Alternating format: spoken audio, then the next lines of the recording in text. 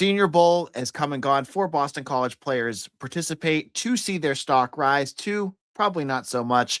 We'll talk about who could be seeing NFL dreams soon.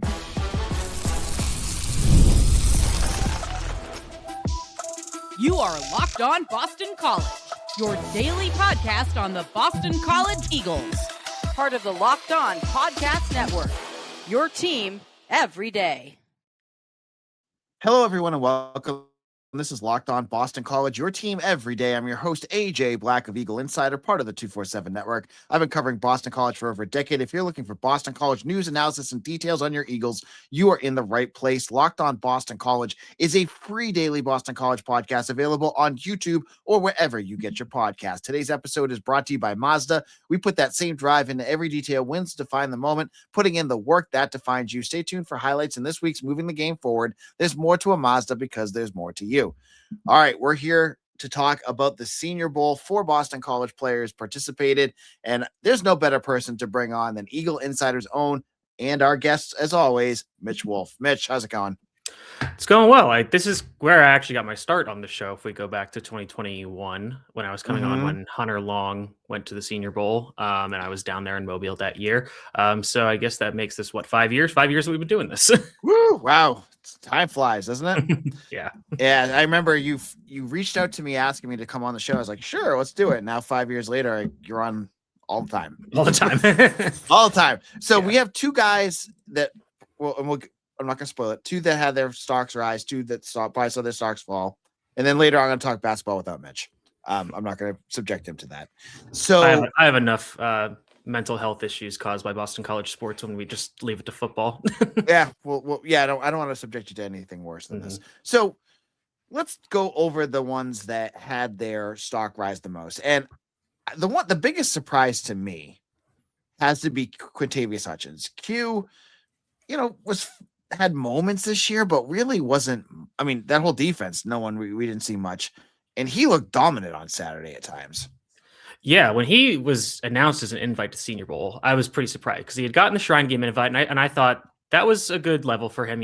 Even though the structures of these events are changing a little bit, the Shrine Game is increasing the quality of their players. Senior Bowl is falling back a little, even though they've expanded. They're not just taking seniors now; they'll take underclassmen too, which is kind of weird. But I thought the Shrine Game would be good for him because, okay, get you a place to showcase your skills, maybe against some not like the top flight of prospects that Senior Bowl would have, and then he got the Senior Bowl invite, and I just thought, oh, that's surprising. Let's see how this goes. And honestly, he didn't get a ton of reps in practice, or at least the ones that I saw. I basically went through the film and clipped up every rep that all of the BC guys got, and I got 38 clips of Hutchins during his one-on-ones and his team drills. He only got a few one-on-ones, and some of them, I think one versus the Arizona right tackle, Max Ihianachor, I think it's how it's pronounced. He killed him on an inside cut move, which was really sick. And in the game, he was dominant. I mean, he led the American team in tackles with 5. He had for total tackles. He had 3 solos, which was actually second, but he also had a sack and 3 tackles for loss. And he probably could have had another sack. He shot through the gap on a bootleg and nearly got Sawyer Robertson, who was the quarterback from Baylor, and he got away and had to throw the ball away essentially. So, it's a good play for him. And yeah, he was awesome in the game. And I don't know if he has some kind of personal history with Diego Pavia, because he was hitting him hard and late after multiple plays, which was surprising me. I was like, I didn't know that these 2 guys had beef or something. So it was very funny. But yeah, it was great to see that from him. He comes in with his measurement 6'2", 229, I think. So very small for an edge rusher, even in today's NFL. And that's objectively, that's going to be limiting. Like, there are teams that are not going to consider him. He's not going to be on the board for teams that run a 4-3 defense with an even front. He's not going to put his hand in the dirt and be an edge rusher, a defensive end in the NFL.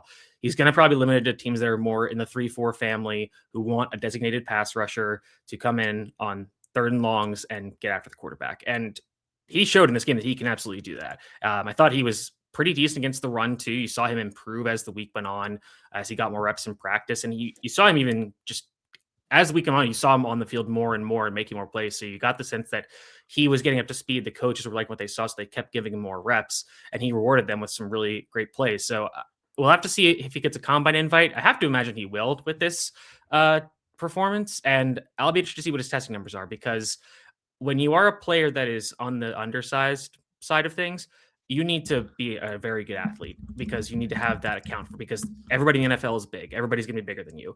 You need to be a better athlete to hang with them. And if he's small and slow or not athletic, that's going to be a major problem. And that's probably going to prevent him from being drafted. But if he can capitalize on this, have a good combine performance, I wouldn't be shocked to see him, play himself into being drafted probably still on day 3, the last 3 rounds of the draft. But he's been killing the process so far, so that's really good to see from him, especially after a pretty rough season where it was pretty clear that he was banged up. He had a wrist injury, he had some other injuries he was clearly dealing with. So good to see him kind of bounce back from that and have a great performance at the Senior Bowl.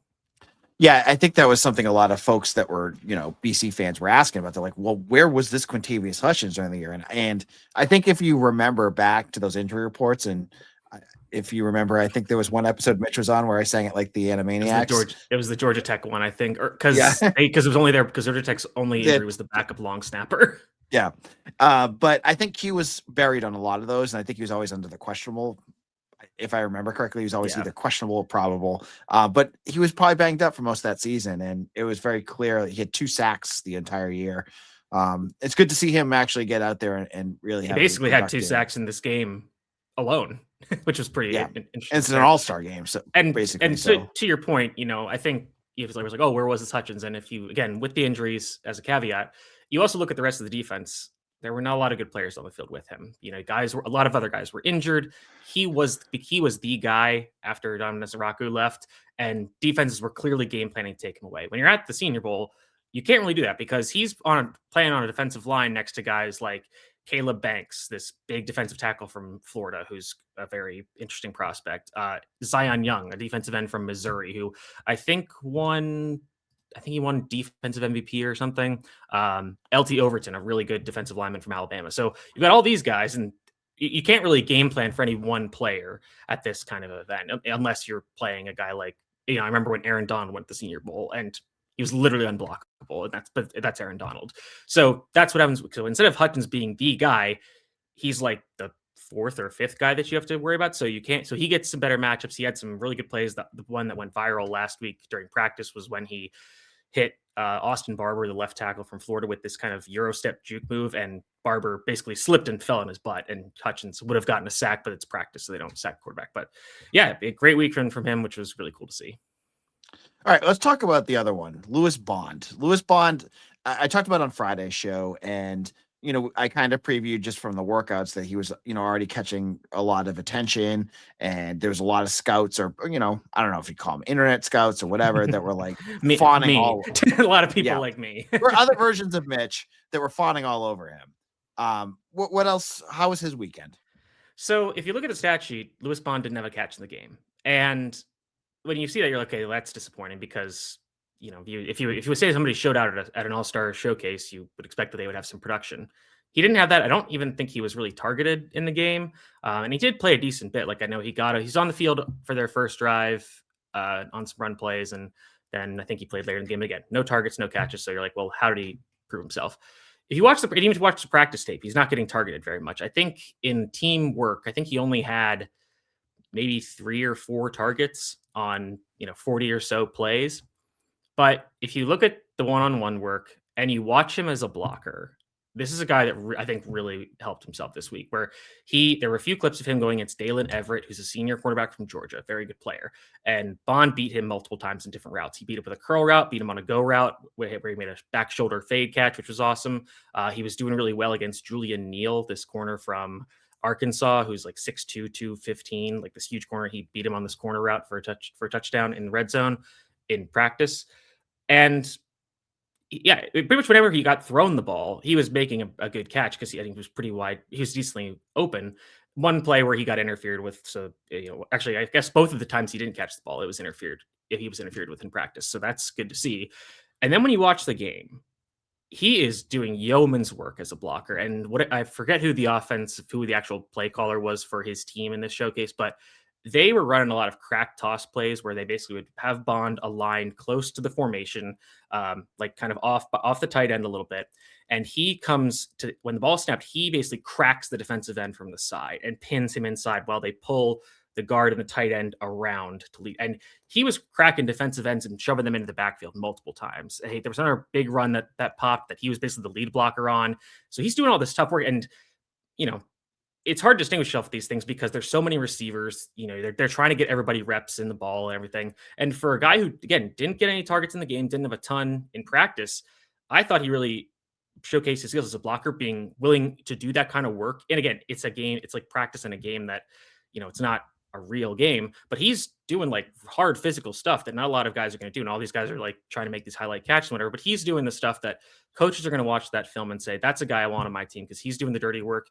Additionally, they almost never ran Bond out of the slot, which is what he almost exclusively played in college. They were asking to play outside, which he doesn't do a lot, and he was doing a decent job of winning his matchups. And again, we're finishing every play with hard blocking, and I think that's really great to see. And this is not a surprise for a guy like Lewis Bond, who worked really hard, took major steps as a player every year. And again, I'm very interested to see what he does at the combine because I think we have to see what his true like long speed is. But with this kind of performance, with his production, I just have to feel like a team's going to use a draft pick on him because they know they can use him in the run, like as a blocker. He's a reliable pass catcher. He has some experience returning punts, which he hasn't done for the last few years, but he's good at it. So I just have to think he's played himself into being a day 3 pick as well, because again, you just watch him. He does everything, all the little things the right way. So I just have to think he helped himself. Yeah, it was great watching him. And it was really cool. Like, I think one of the more positive BC football moments of the year has been watching all these clips of like Q and Lewis Bond just killing it out there and having some big plays. And because you haven't seen a lot of that, and just to see these, Bond especially, because I think Bond has been around a long time. He's been a starter for multiple years. To see him, as the all-time leading receiver for BC to do that well, I thought that was a great moment for them. Now, in a moment, we'll get to the two that didn't have the greatest Senior Bowl, and we'll talk a little bit about where their stock is at right now and what happened. We'll talk about those two in just a moment.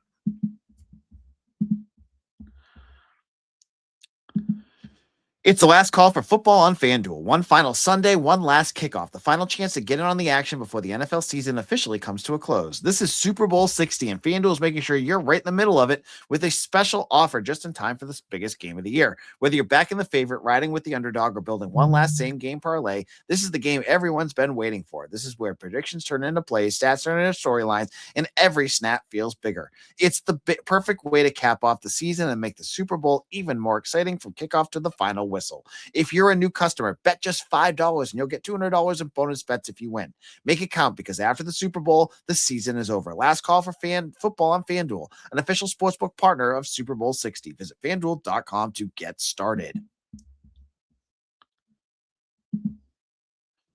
All right, folks, if you have not signed up to become part of our Everydayer Club, I really want to recommend you try it out, because if you're a diehard everydayer here at Locked On BC, this is going to take your fandom to the next level. Part of our premier tier, this is what I want to keep telling you about, our all access premier tier, is you get special episodes. I'm kicking off right now. I started on Friday. Your First Cup with AJ, where I'm going to give you a 7 to 8 minute episode only for all access customers, all access listeners, where you get to hear more Boston College content from me about everything and anything that's going on with BC football, basketball, hockey, you name it, I will be talking about it. Get that. You get access to our Discord, which is basically a big group chat. You get a newsletter. You get our text messages from me with breaking news, all this good stuff. Hopefully you sign up. The details are in the show notes. All right, Mitch, let's talk about Jude, Bowry, and Logan Taylor. Who do you want to kick it off with? Let's do Taylor, because I think we're going to have a longer conversation about Bowry. It was interesting with Taylor because he started out the week, and I think I saw a lot of people say, he was a winner for the first day.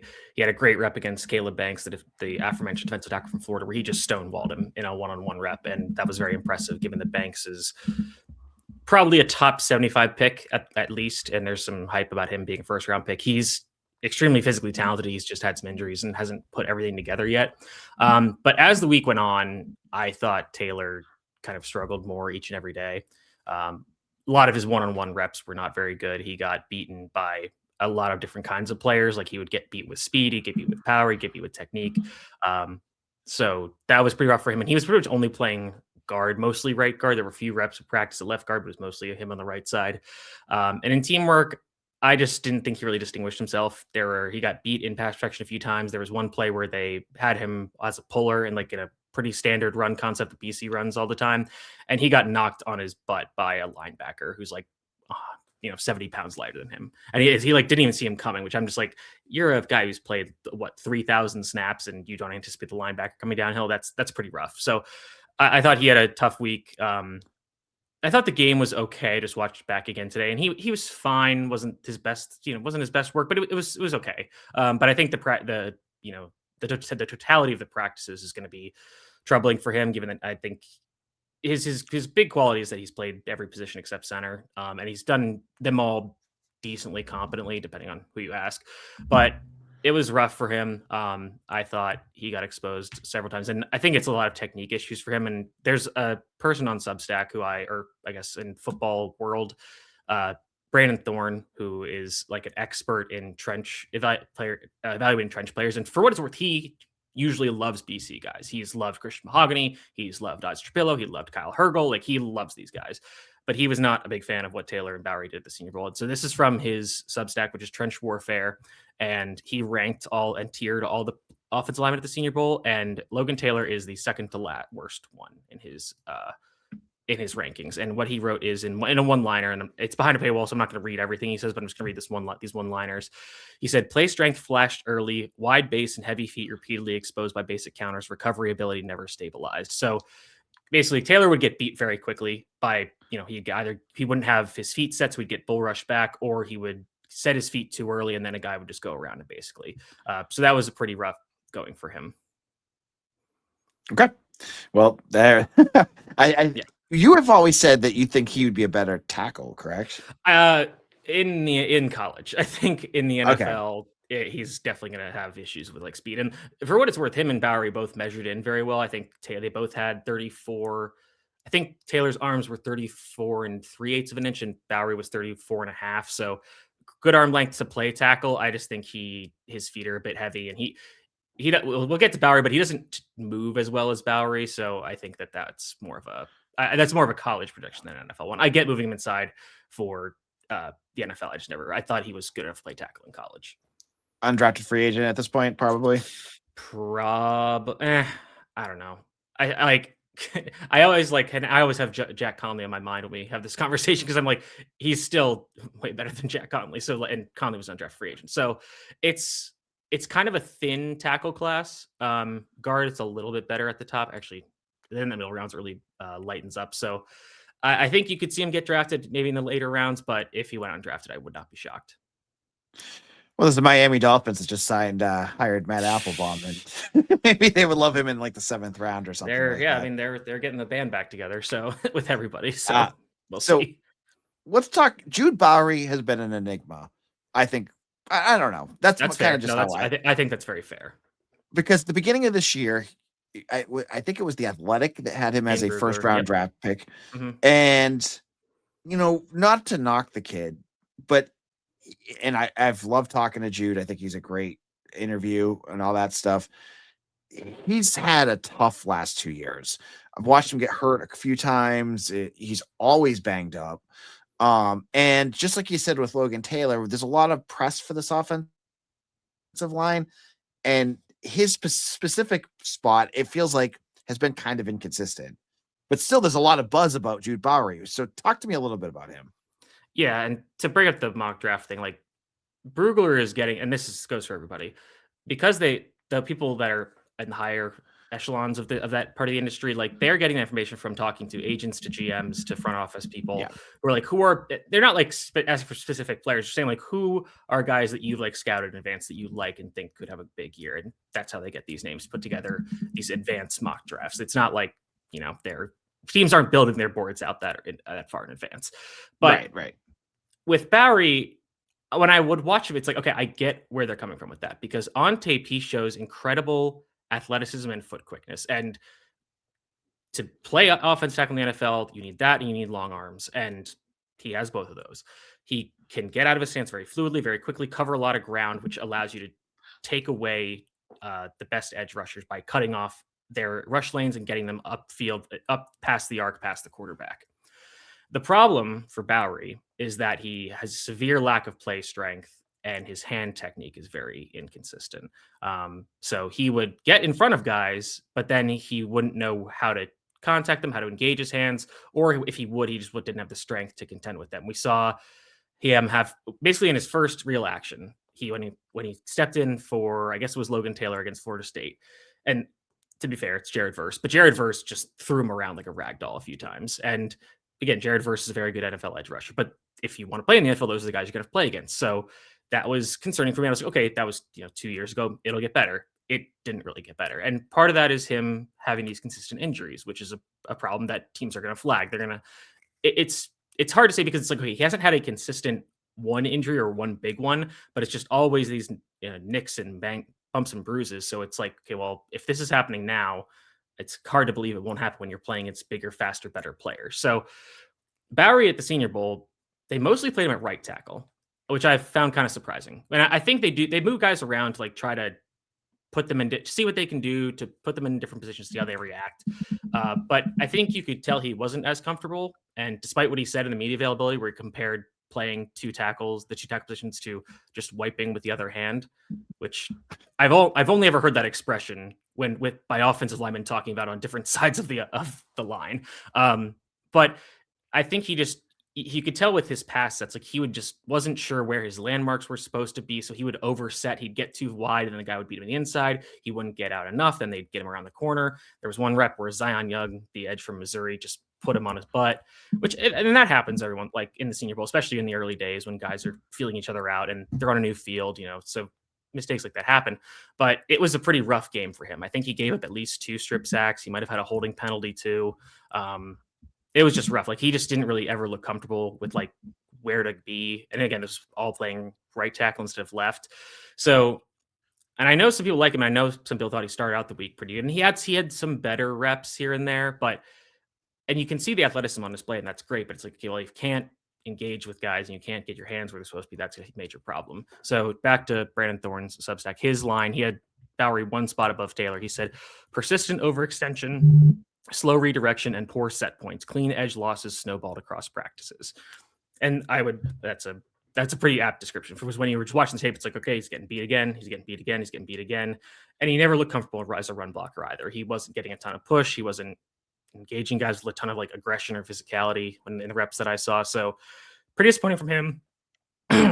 So I think you'll still see him get drafted because teams are going to want to bet on the possible upside.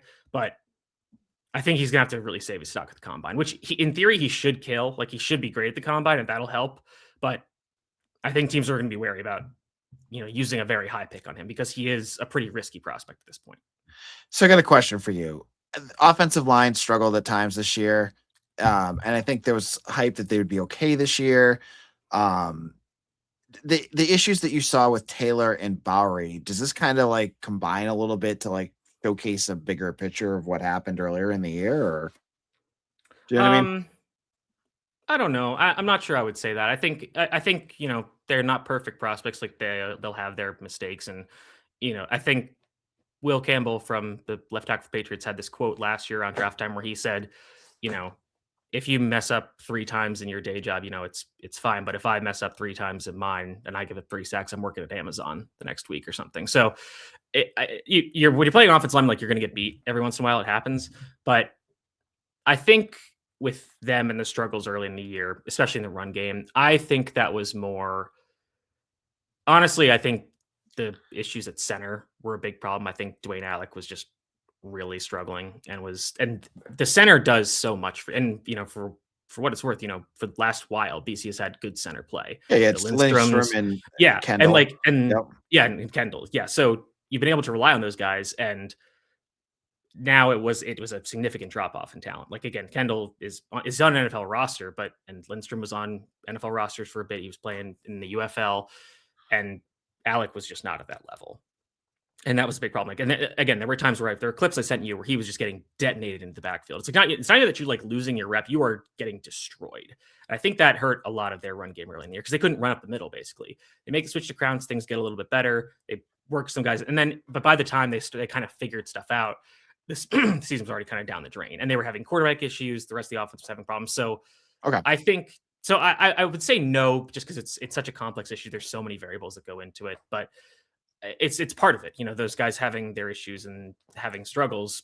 But again, I think most of their issues that were on display were more so in pass protection, and the run blocking was just fine. Like there weren't any huge problems with that. It was just like it's fine. It's not the best, but it is what it is. All right, Mitch, thanks for stopping by and talking Senior Bowl. We knew if I brought you in, you were going to give us some good stuff, and of course you did. Where can people find you?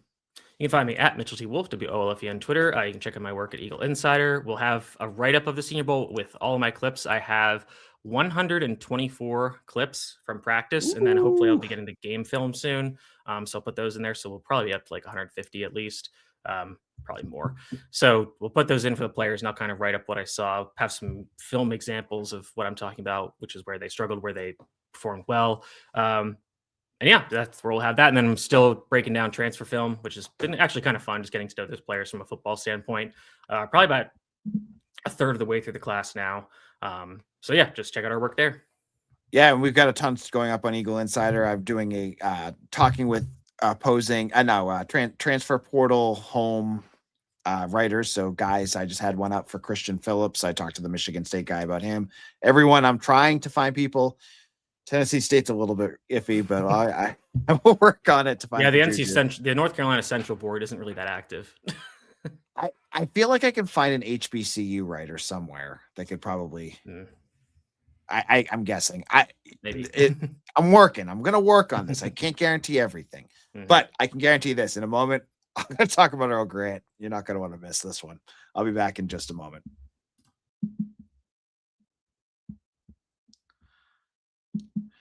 This is Mazda's moving the game forward. For those who show there's more to the score than what's on screen. Boston College held their own against UVA, had a big lead at halftime, and a lot of that had to do with Donald Hand actually having a pretty good game. We haven't seen a ton out of him this year as he struggled to be the star, but this game, he looked every bit the guy that you wanted. He had 20 points. Fred Payne had 17, and didn't win this one, but the two of them looked pretty good. This reminds us of what it takes to raise the bar. It's that extra work off the court, dialing in every detail, giving it that extra fire, that grit, and I never quit.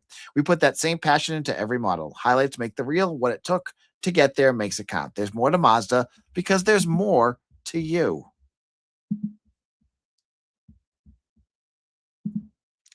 This is Locked On Boston College. I'm your host, AJ Black. If you're looking for a second listen, I want to tell you about Locked On ACC with Kenton Gibbs and Alex Dono. They're talking all things ACC. You're going to want to check that out on YouTube or wherever you get your podcast. Before I get on my Earl Grant BC basketball rant, which I'm sure many of you are excited about, some of you are like, oh, well, whatever. I got to shout out BC Hockey. I can't go out with this episode without mentioning that they beat BU at Agganis Arena 4-1 on Friday. Anytime you can beat the Terriers, especially a Terriers team that has projected to be the top of the Hockey East before the season started, is always a great thing. So BC not only won this game, they beat the snot out of them. It's a great win. And today, if you're listening on Monday, is the Bean Pot. It's another big game. We have a preview up from our own Anthony Smith, who previewed it on Friday's show if you have not already checked it out. So make sure you check that out as well. Now, let's get to basketball. Basketball. Now, BC tried to get students in with their with giveaways, and I'm not going to knock them for trying because that Conti form has been Conti Morgue on steroids all year long. No one has been at any of these games. So credit to BC staff for getting fans there. They had the football team there. Bill O'Brien was there. And BC's playing number 17 UVA. They, for that first half, looked in control. They were in control of this game, up 32-27 going into halftime. They were playing strong. Their defense was suffocating. They had Virginia on the ropes. And then they became the pumpkin that we always see in the second half. UVA, 4 minutes into the second half, takes the lead, and they don't give it back, and BC loses. So I'm not going to dive into every detail of this game because it's like every other BC game. They play a good half, and then they turn into a pumpkin and don't do anything in the second half. Earl Grant, after the game, had this quote that made me want to scream, and I'm going to tell you what it is. I want to shout out to Nick Petralia for this, who does a great 7-minute post-game podcast on it on Twitter if you haven't checked him out. We didn't win, but we got better. Now we got to learn from it and try to figure out how we can get ready for the next game. So, second half, all coach speak. We didn't win, but we got better. You lost. You didn't get better. You played a half of basketball. I'm so sick of moral victories and trying to polish a turd. You lost again. And yes, it's nice that you were battling for parts of this game and for many parts of it. But in the end, you still lost. I cannot get behind these. And I will say this. Some of you may be going, what is he supposed to say? We lost. We have to get better. That's what you say. Okay? You played the number 17 team. You played pretty well. But every game follows the same script. It just happened against Notre Dame. It happens at a conference. It happens every game that basically the Syracuse and Pitt, you've played one half of basketball. And then the other half, you look completely lost. BC missed 11 free throws in this game. 11. They could not consistently shoot in the second half. And you know what? This is why I don't cover BC basketball on this podcast, because what am I supposed to say? Like, they are now what? They're 2-6 in conference. And next up, they get, I'm pulling it up right now.